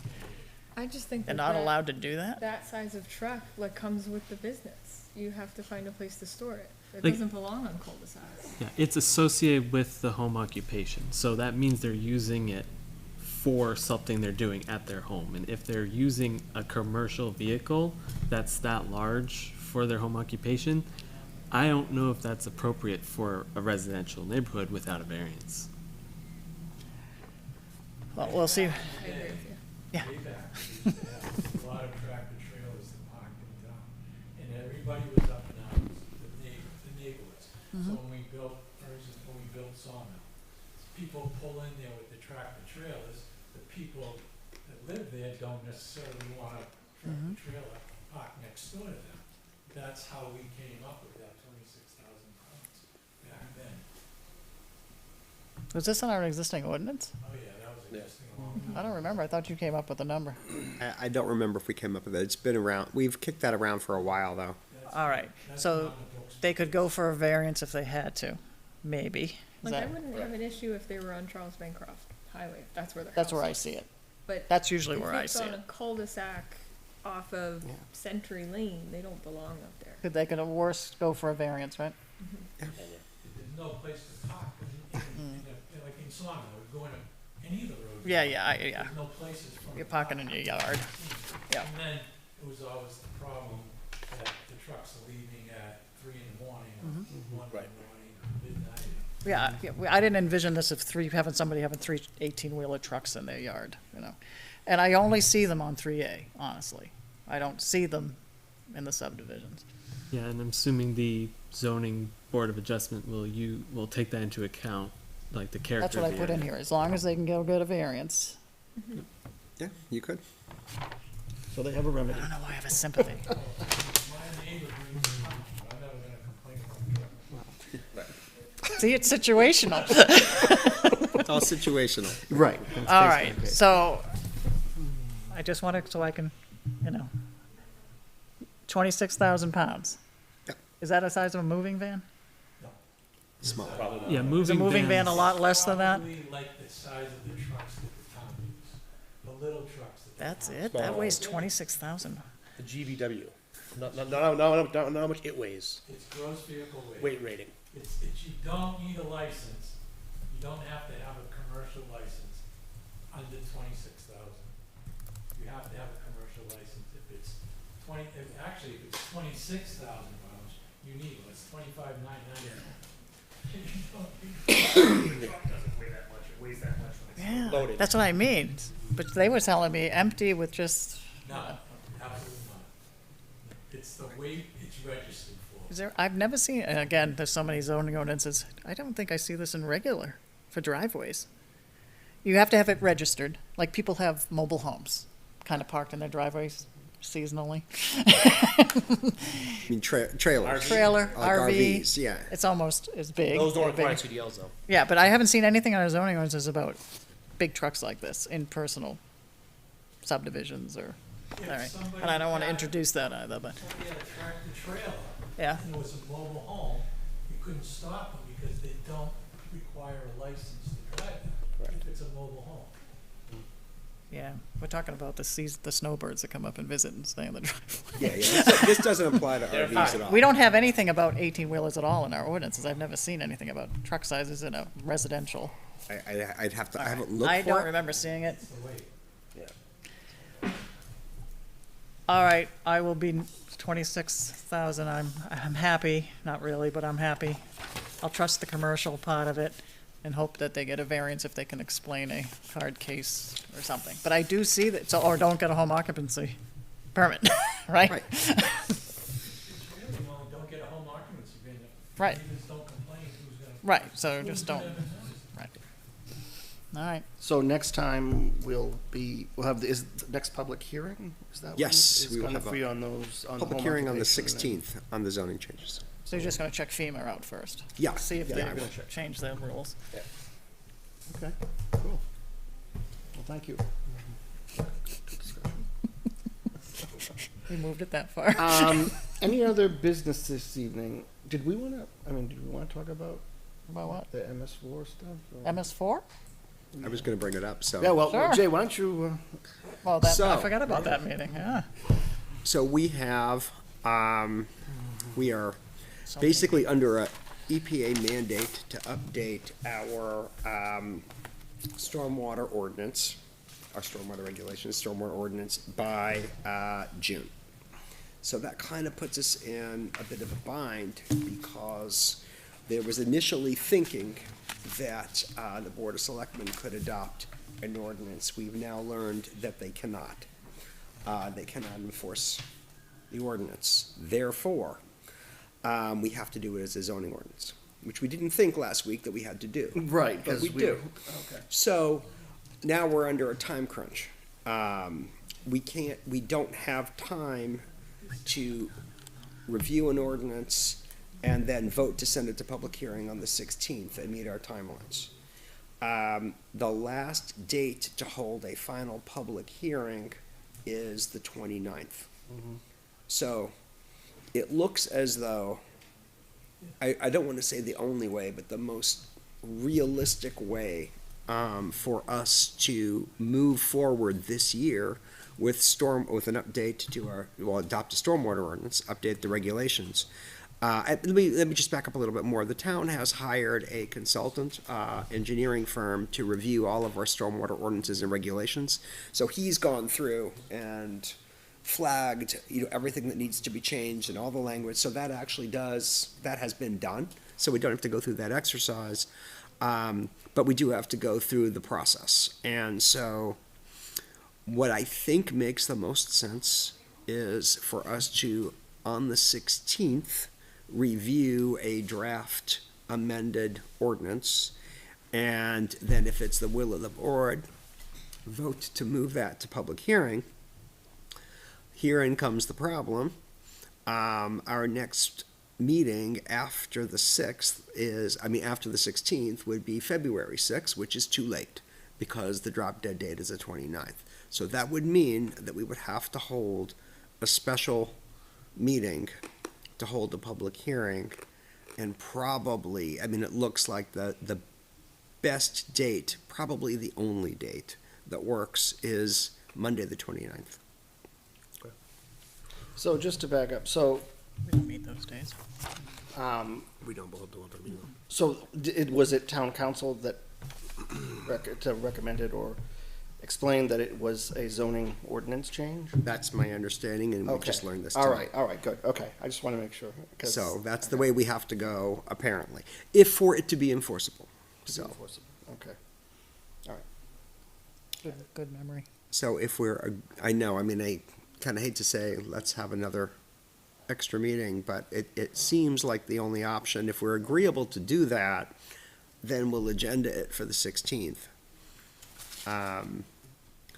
There's no way around a special meeting one way or another, but there is no way to get it on the 16th at this point, because we need the 10-day public notice period, and you haven't even seen the document, or else I might say, let's do a special meeting next week, but that's, Say all goes well, do we have a room available for the 29th? I don't know. They'll find one. We'll find one, yeah. Because we have to be compliant with the EPA, right? Right, this is, this is It's definitely. at the federal level. Something that is required by, the EPA, and, it's critical, at this point, so. There are consequences for not doing it, so we have to do it, and, Right. so. So I had a question on that. There were two zoning changes. One was gonna be at the board level, and one was gonna be an ordinance here. So the Right. ordinance, I suspect, is that we'll have the public hearing on, that one is gonna be a zoning ordinance. And then we have the regulations to our site Right. regulations, which Yep. we're going to adopt. Right. My understanding, so. Right. Incorporate that. I think it's fair to say the meat of the requirements is in the regulations, and we have time. We still have to do it by June, by whatever date it is in Right. June, but that the planning board can do with a public hearing. But the ordinance piece is what makes, that's what allows the town to enforce it. And, so that's really the issue. And the reason why it's important is, because our regulations will only apply when somebody is coming forward with a site plan or a subdivision. And these ordinance requirements need to apply townwide regardless of whether you've come before you're coming before the planning board. So that's the reason why the ordinance is necessary. And it's for new construction only. Yes, well, yes, for disturbances larger than an acre. Yep. So, yeah. So if that seems agreeable, So is it the same thing even if it's not a site plan? Remember we had talked about the differences between site plan and. It's moving how many acres of dirt? 1 acre or 15,000 feet or something? our regulations now say 15,000 feet. Right. Federal regulations say an acre. So, we had talked about a two-tiered approach. Right, So you'd still come in under the lower threshold. right. If you're coming in for site plan, that wouldn't change. But if you are not coming in under site plan, you've got a piece of land, you're whatever, An addition, a pool. putting on addition, Something. building a new house on an existing lot that has no need to come to the planning board, and you're disturbing a lot of area, then the stormwater regulations would apply to that scenario. So that's rare, but it does happen. Is that square feet or cubic feet? Square feet is my understanding. They're trying to say it's protect your neighbor, so the water runoff doesn't go to your neighbor. You clear cut or something, right? Really, yeah, I mean, there's other But reasons. it doesn't impact forestry or agriculture, Yeah. so. So the 29th is basically the only day we can do it and have enough time to notice. I think we could, I don't know that we want to meet on a Friday night. Does the But I Board of think when Selectmen have Joan to and have I their own counted piece? back, We don't have to hear back from you. I don't think so, it doesn't No, sound. you're a zoning ordinance here, but we just needed the regulations up Right. there. So, right, so we would have to do it the 29th because the 10-day notice, Unless, I think you might be able to do it on the 26th, but that's a Friday night.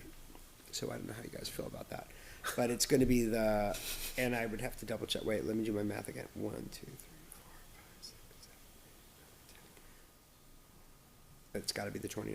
Yeah, I don't know if we'll do a public meeting on on a Friday. It could be a long meeting. We could keep it as the only item on the agenda. Oh, right, yeah. The 29th But is if a it has Monday, to right? be, Yeah, you're saying we could possibly do the 26th also. Yeah, so whatever I'm works. not so sure we could do the 26th because of the notice. because of the Right. notice, yeah, because that's the 10-day. 10th day. Oh, okay, yeah.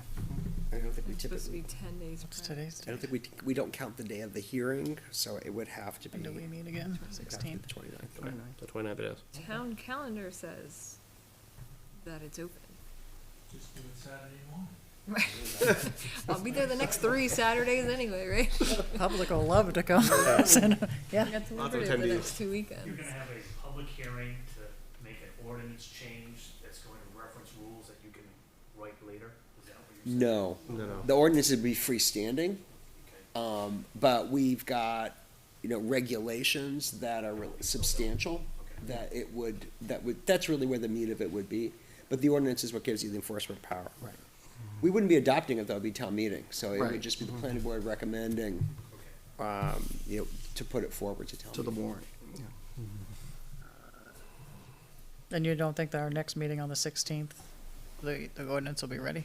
That would, We have to It's a review notice. the language, we have to vote Okay, to so send we it have to to look at public it on the hearing. 16th. Right, Gotcha. so And then 10 obviously, we can't do that 10 tonight days, because gotcha. we don't have the Sorry, there's language, So many meetings, it's, needless to say, and it's the 29th. we wouldn't have time to schedule a special meeting between now and then and meet the 10-day notice requirement. So that's really our challenge.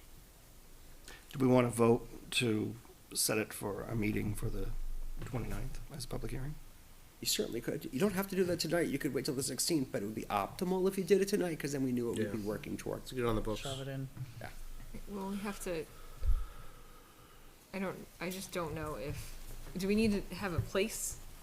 Like, town calendar doesn't say that the room is booked, but I don't know. I'll see if Kim that's- Kleiner tomorrow. She'll find, because we need cable crew, really, Well, right? we, like Jay said, we don't have to, we have another meeting, so. Right, I mean, we don't have to decide. You could even just reach a kind of a consensus, because the vote maybe you to could do I'll it, check with her tomorrow. right, the Check vote with her to and do find it out. would be on the If anybody's 16th, working. or not to do it. Plan- In order, We also can't enforce it. when it comes to compliance, you're in a much better place if you're not in compliance, but you can show that you're making a good faith effort to comply.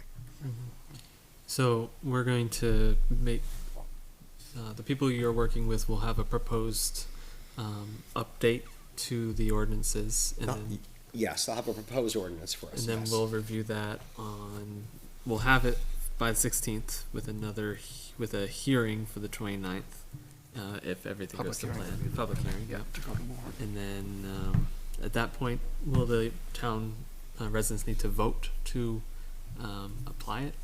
Yes, so if you decide on the 16th to move it forward to a public hearing on the 29th, then on the 29th, then you would vote to either move it to the warrant or not. What would happen if the residents vote against it for whatever reason? Then I think we would still be able, I mean, we'd still have to work toward compliance. But at very least, we would be able to say that we in fact did make a good faith effort. We did, we did everything that we could. The voters didn't support it. And we would probably say, gee, EPA, give us more time. We will try again next year. Yeah. Is it possible to include language in the warrant article stating the potential consequences of us not implementing that? In the question? Maybe.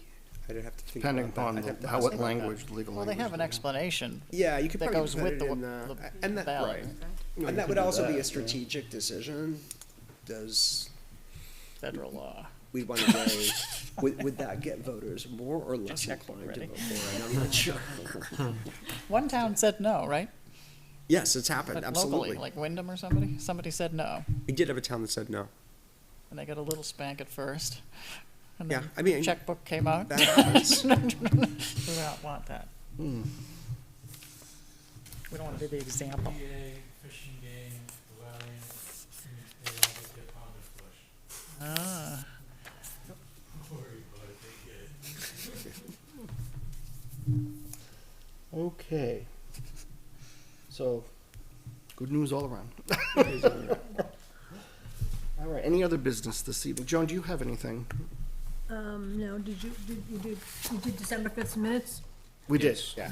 Were there any changes? There were a couple. Okay. Kim had provided them, so. And you've mentioned the January 4th conservation.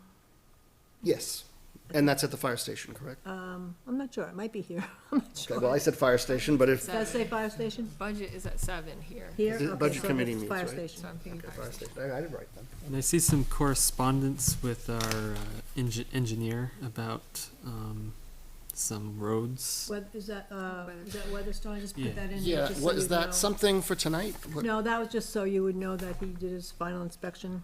Okay, I think that's a final inspection. all right. Very good. That's all I have. And I got one more thing. One more thing. sounds like me. This is not an action item for tonight, but, Thank you.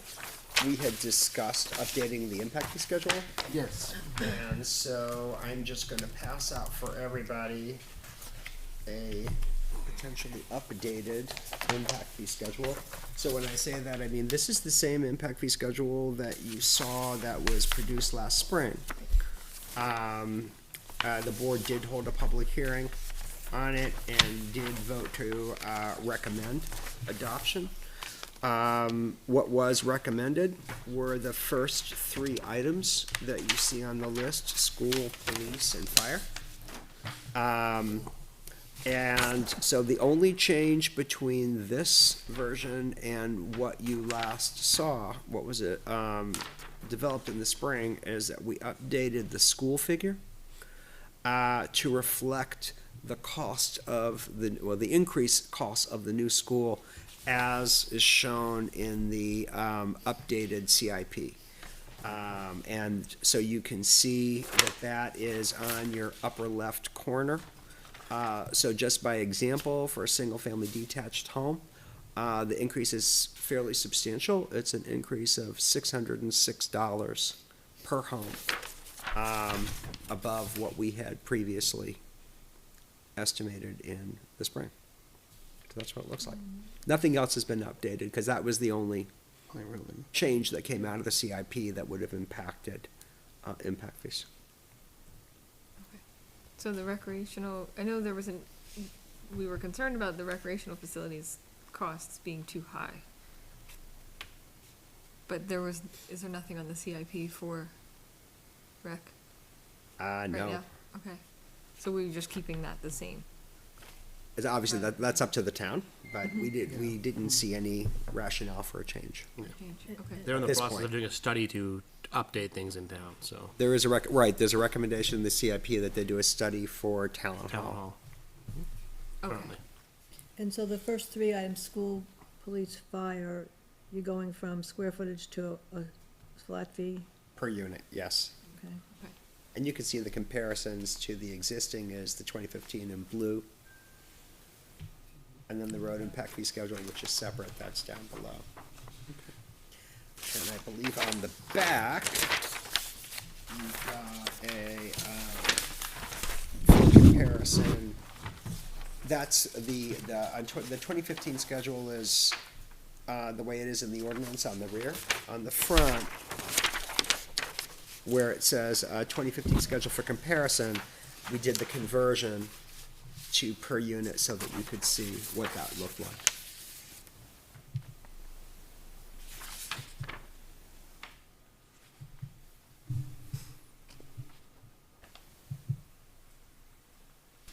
That's interesting. So How you're does saying- this, are rentals any different than, are they charged impact fees any differently? Just by unit type. Unit type? Just who pays it?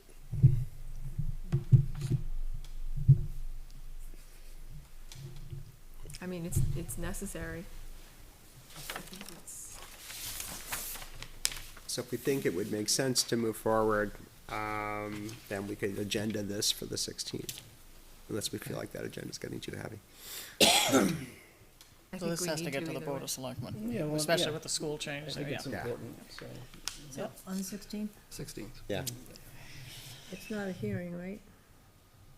It's just, what is it, to It's not a adopt? public hearing. What, send to Well, selectmen? we would have to hold a public hearing in order to adopt it, so I guess I would almost take back what I just was saying earlier. We would probably, if we wanted to move forward, we could say, let's do it for a public hearing on the 29th. Yeah, that's fine. We'd make that decision on the 16th. We'll make to that put it forward decision on the also. So 29th. those are the two Just decisions. we- discussion on the 16th. Yeah, So would I talk to Kim tomorrow? Yeah. because It'll it be wasn't about the agenda EPA. tonight, so. Okay, And so we can't she's move it to making notes too, public so hearing. EPA and then the MS4, and For the then 16th. impact fee, proposed impact fee. I would feel uncomfortable because it wasn't an action item Yep. on the agenda. It's definitely nice that they would, if people are interested in contributing to the town stuff like this, they would get them on the same day if we do them both on the 29th and not have the other agenda items to Right. delay things. Yeah, and of course, since it wasn't on the agenda, there might have been people out there who would have been interested in coming to the meeting tonight if they Right. knew it was on the agenda, so.